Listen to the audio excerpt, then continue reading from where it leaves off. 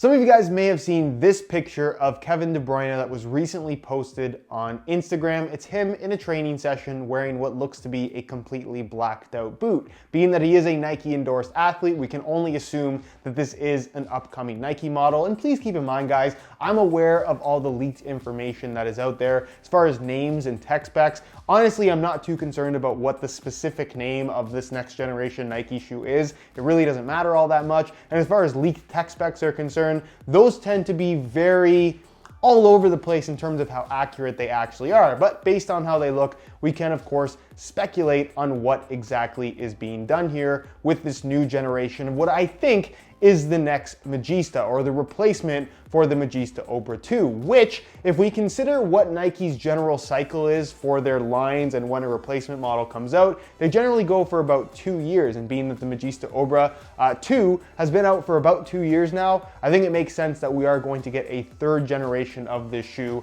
relatively soon, at least sooner rather than later. You can say the same about the Mercurial line. I would expect a Superfly 6 or a Vapor 12, if it's even going to be called that, relatively soon. So look forward to that if you're a Mercurial guy. However, in the case of what Kevin De Bruyne is wearing in these pictures, definitely looks to be pretty interesting because they almost look like they're laceless. But if you look a little closer, you can definitely see that there are some laces kind of sneaking out the top of the shoe. So it looks like instead what they've done here is some kind of a lace cover system, which automatically a lot of people have tried to compare to the Adidas X17 Plus Pure Speed. This shoe right here. Now, is this a case of Adidas copying Nike? I definitely do not think that at all. I mean, lace covers is obviously something that Adidas is at the moment doing with the X line, specifically on the Pure Speed and previously on the Pure Chaos, which are basically the exact same shoe. But I don't necessarily think that lace covers in general is something that is specific to Adidas. Have they done it more than Nike has done it over the years? Absolutely. The lace cover thing was very prominent when Adidas was doing the F50 line. That's kind of when the whole lace cover thing started in terms of being more mainstream, and they went away from it. Now they've brought it back. And it looks like Nike is trying to do something different along the lines of a lace cover as well, which I'm curious to see. Do I like the idea of a lace cover? Yes and no. I think when we saw it back on like the F50 Tune-It models as an example, it just created a lot of unnecessary bulk, and I'm kind of a little bit worried about this particular shoe from Nike being bulkier than it needs to be, just based on how the shoe looks on feet. But at the same time, Nike tends to do a pretty good job of when they introduce something brand new, it tends to be more refined than you might expect for being kind of a first-time technology that they introduce in a brand new product line. Very, very rarely does Nike introduce something and it ends up feeling awkward or just not being all that good. So I'm pretty confident that this is going to be good, but I'm also curious to see how this is going to translate for the rest of the line. Because obviously what Kevin De Bruyne is wearing is going to be the next generation of whatever top-end Magista or whatever they're gonna call it model. But will this also be featured on the takedown models? Because obviously, like what we see right now from the Pure Speed and Adidas, the lace cover is only featured on that top-end shoe. So it's definitely a possibility that it's still gonna be like a Magista Obra, Magista Opus type situation,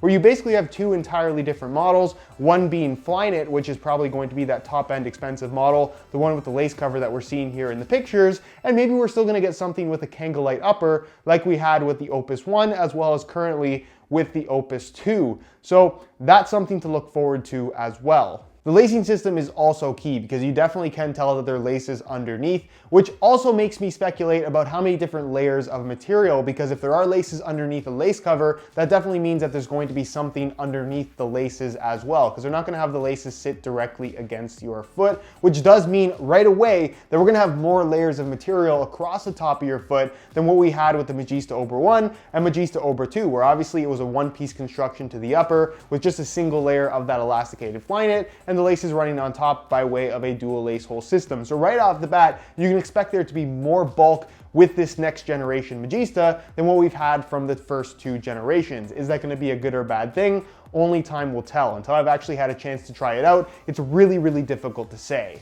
The other thing that we can clearly see from these pictures is the fact that the upper does look to be entirely constructed out of Flyknit. So that's something that shouldn't be too surprising. I don't see Nike getting away from Flyknit uppers anytime soon. They introduced it originally with the Magista Obra 1 and Superfly 4. It's done extremely well for them, and I think the technology as a whole has evolved quite a lot over the last 4 years or so. And I really do think that Nike is ahead of everyone else in terms of their knitted technology. They've really created some impressive stuff. So I expect nothing less than really the best upper that Nike has ever made as far as knitted materials are concerned with this next generation Magista, and probably with the next generation of Mercurials. I think it's safe to say that with every new generation of Flyknit uppers that we've had from Nike, they really are getting better and better. So I'm curious to see how these are going to feel, because it does look to be drastically different than what we've had from the first 2 generations of Magista Obra. The boot that De Bruyne is wearing in these pictures also looks to be mid-cut, which again shouldn't be too surprising. That is one of the things that's definitely trending as far as modern soccer cleats are concerned, especially when you talk about what Nike is doing at those top-end price points. Even at the low-end price points, they're offering a mid-cut variation. But we've also had Nike recently with the Hypervenom Phantom 3 offer a DF as well as a low-cut variation of the shoe. Are we going to get the same thing in this next generation of Magista, where instead of having an Obra Opus situation, you just have a mid and low of the same top end model? That's something that I'm curious to see as well. The sole plate and stud pattern is the only other thing that we can clearly see in the pictures, and based on how it looks to me at least, I think it looks exactly like the Tiempo Legend 7 sole plate and stud pattern, which obviously is currently available. Will the final product have something exactly the same as the Tiempos? Honestly, I doubt that, but again, this is a prototype shoe, so it's entirely possible that that is actually a Legend 7 sole plate and stud pattern with whatever new upper that he's testing out as well. It's not an early prototype because I think based on that 2-year cycle, when we can expect a new model, I would imagine that whatever product he's testing out is pretty far along the line in terms of its overall development. If anything, I wouldn't be surprised if Nike is already in the process of producing these for the eventual release. That might be in a month or 2, maybe 3 months. I guess we'll see. It might even be around the World Cup when that starts up, but again, that is going to be sooner rather than later. However, I don't think that the sole plate and stud pattern that we're seeing in this picture is necessarily what we're going to see on the final product when this shoe eventually does release. The only other thing to speculate on here is the price. And if I'm honest, I know that Nike really likes to push the boundaries when it comes to making the prices higher and higher, but I don't see them going over $300 full retail on this brand new release. Adidas recently tried to go higher with the release of the Nemesis 17 Plus, the Laceless model. When that first launched, the retail was $320. It didn't sell very well, and they've since lowered the retail price to $290. So will Nike make the same mistake? I honestly doubt it, but I wouldn't put it past them either. If I'm being honest, I think that this new model will probably retail for the same $300, possibly a little bit less. I know we would all hope